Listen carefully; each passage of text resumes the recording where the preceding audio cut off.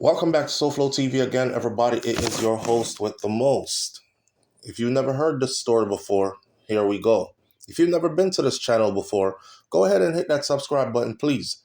Click the bell next to the subscribe button so you are notified every time a new video goes up on SouFLoTV. It's immigration time again. Grandfather of Harlem, Robert Panton, facing deportation to Jamaica.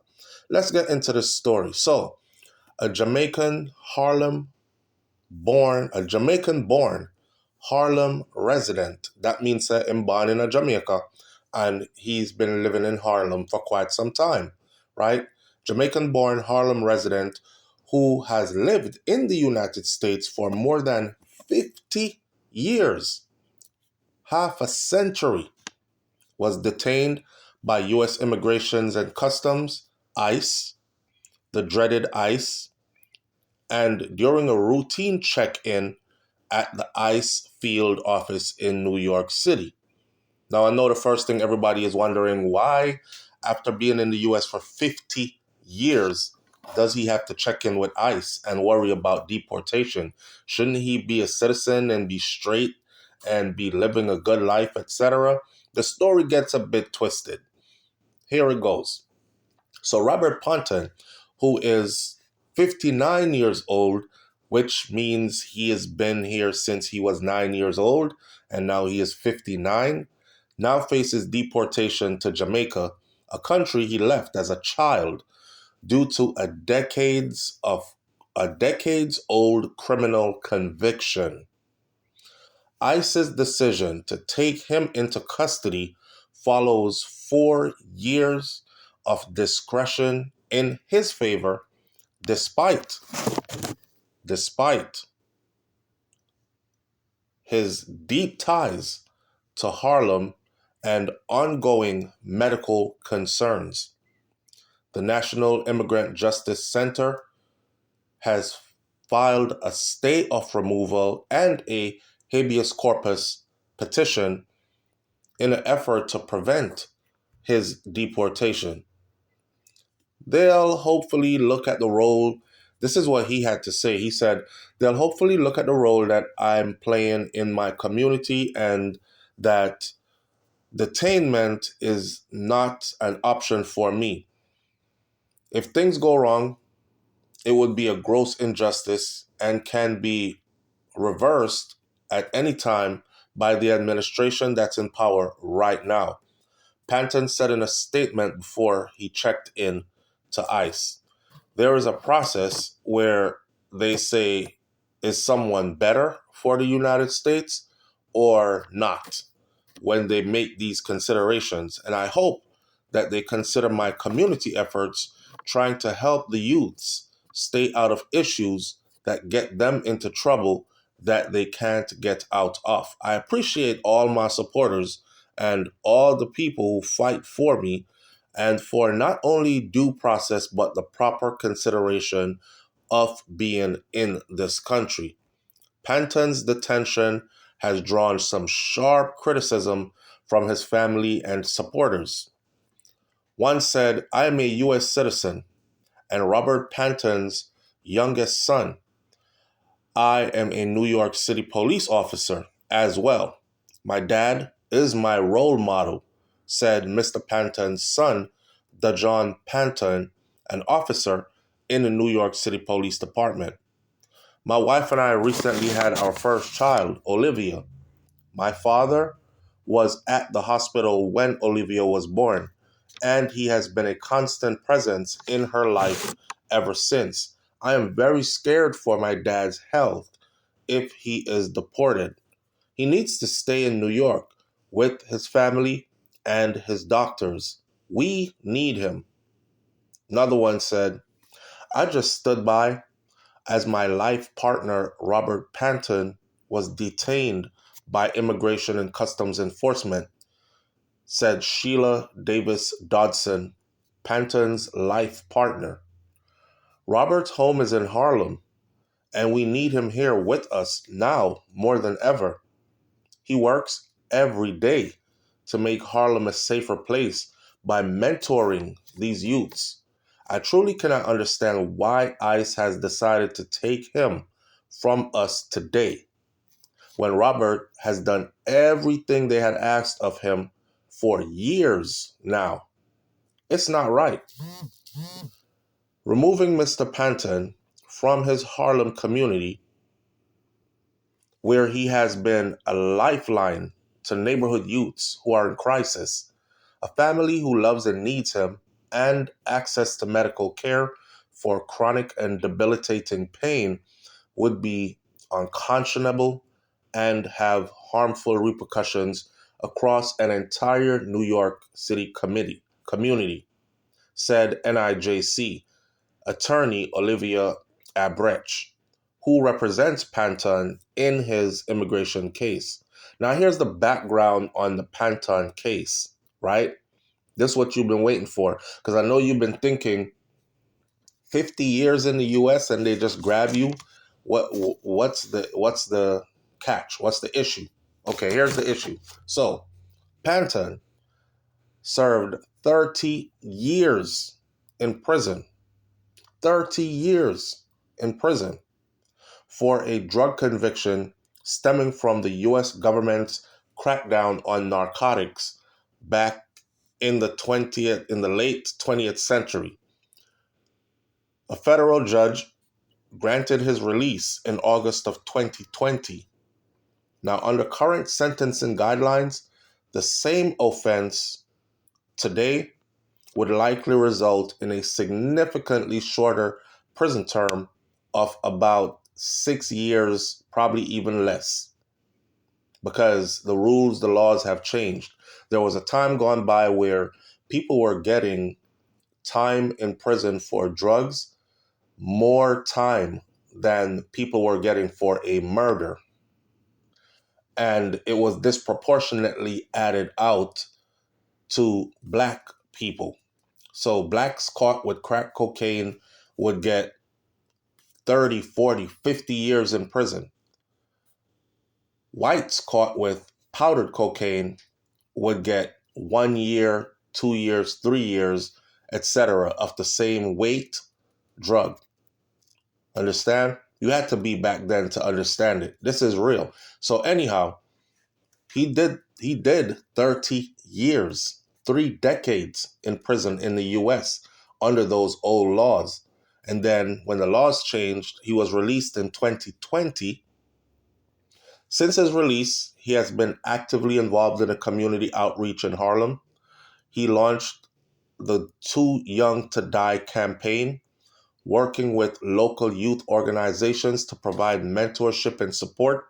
He also collaborated with community groups to run summer programs for at-risk youths.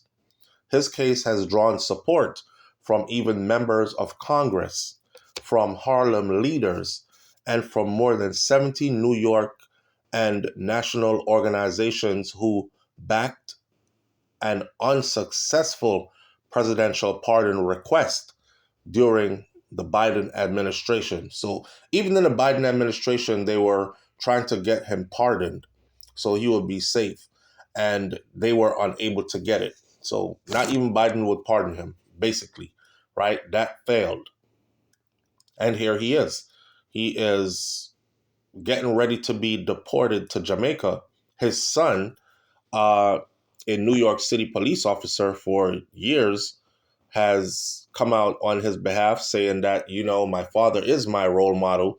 Regardless, he made that mistake. He still remained constant in my life and he kept me on the straight and narrow regardless. You know what I mean? So I'm serving my city. I've grown up to be a law-abiding, tax-paying citizen who works on the right side of the law. All of that has to do with my dad. Me and my wife just had our first child, and he was there at the hospital at her birth, and he's been there ever since. And he's a constant force in our life, and he's the strength of our family. And many youths in the community in Harlem depend on him as well. The same way he kept me out of trouble, the same way he's keeping others out of trouble as well. He's like a lifesaver, lifeline in the community in Harlem, and they're trying to keep it that way. Well, I tell you what, I don't know what to feel about this or say about this. All I can say is this, right? I remember when the elections were being ran, and I said to a lot of people, be careful of what you're voting for or who you're voting for, because when it comes to this deportation thing, not just illegal immigrants, if you want to call them that, as in people who snuck across the border, are going to be deported. Families are going to be broken up.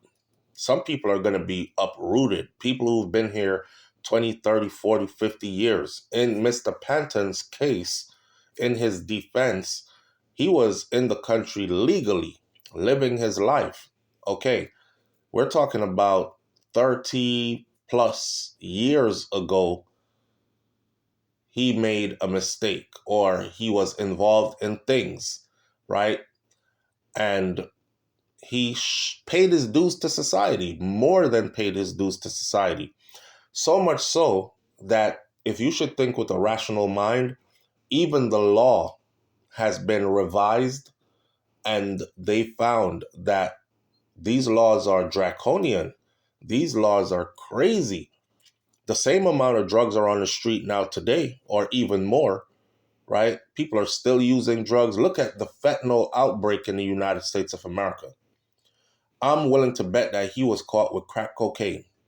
Back in them days, everybody was trying to move some crack and get some quick money. It was the thing to do. It happened. It's past, but he got caught. And he got sentenced as if he murdered somebody.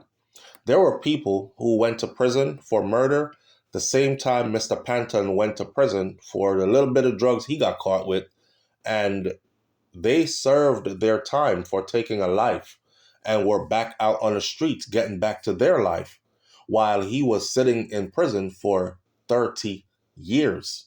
So, not justifying what he did, but looking for justice in the system. The laws have changed because lawmakers looked at it, the president looked at it and said, we have to change this. We can't keep giving people this amount of time as if they murdered somebody for some drugs, right? So they changed the laws. And now when the law is revised, you go back and look, you will see that what he was caught with back then, if he was caught with the same amount today, he would have gotten a maximum of 6 years. Highly doubt they would have given him the 6 years because there's nothing else on his record. He would have been considered a first-time offender, and that 6 years is the max. He probably would have done a 2 to 3, maybe even 6 months to a year and out on parole or probation, right? So we have to keep all this into consideration and know he is not somebody who snuck into the country. He is not somebody who crossed the border illegally. He came here at 9 years old, which means his parents migrated from Jamaica to the United States of America, bringing their 9-year-old son with them. Today, he is 59 years old. 59 years old heading back to Jamaica with health conditions. 59 years old heading back to Jamaica 50 years after you left that country. And he never went back. He never went back. He grew up here in the United States of America. He assimilated into the culture. He got in trouble. He did time in prison. He hasn't even had time to go back to Jamaica. This man knows nothing about Jamaica. He knows absolutely nothing about Jamaica. There are people right now who left Jamaica 20 years ago and they know nothing about Jamaica. They go back today. Jamaica is completely different.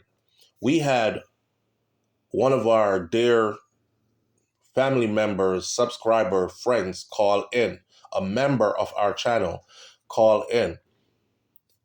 She just visited Jamaica after not being there for 30 years. And she'll tell you, not only is it joyful for her, because she has people who can receive her there, people who are there for her, say welcome home, wrap their hands around her. But things have completely changed. The place is completely different, you know? So sending a 59-year-old back who left 50 years ago and who is in need of medical care that might not be available for him there, and he has no support system there. You got to think, most 60-year-old individuals, their parents can't help them. Their parents are probably already passed away or close to it. So sending him back there with no support system, what good would that do? What good would that do? And then we have to take into consideration his value to his community in the United States of America. That part. I hope somebody sees his plight. I hope somebody makes sense of it. And I hope he does not end up on a flight to Jamaica. Because if he does, then I'm afraid that's going to be a rough one. I'll leave this story right here. You leave your comments in the comment section below. And I'll catch you on the next video. It's SouFLoTV. I'm out. Peace.